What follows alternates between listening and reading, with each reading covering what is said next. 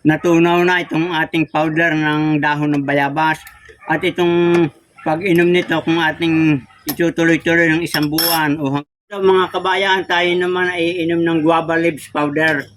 Ating lalagyan ng mainit na tubig.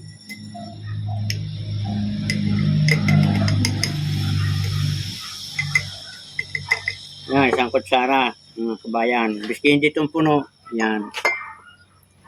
Lalagyan ng maligamgam, mainit na tubig. Kung gusto naman nyo, maglaga kayo para napakainit.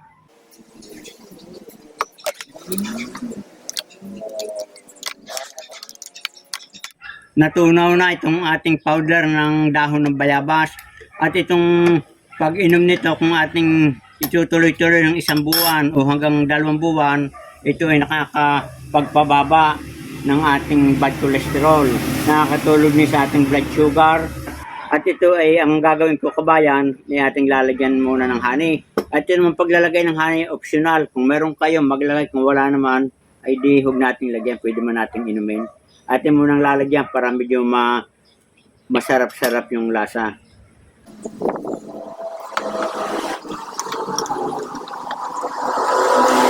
Mga kabayan, atin ang iinumin yung ating guava leaves powder.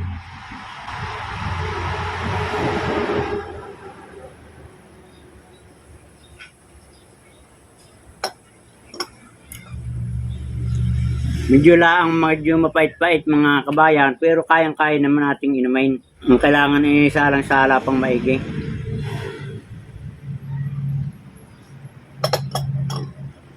Ayos na ayos mga kabayan. Yan, ganyan lamang ang pamamaraan ng paggawa natin ng guava leaves powder. At ang pag-inom nito ay 1 beses lang sa isang araw. At ito ay tatagal siguro ng 1 buwan kung aking gagawin ng 1 beses lang araw-araw.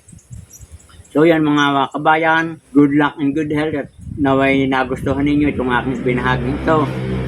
At kung inyong nagustuhan, paki-share, paki-follow, like and subscribe para maraming tao makaalam at matuto ng ganitong pamamaraan. Magandang araw kabayan.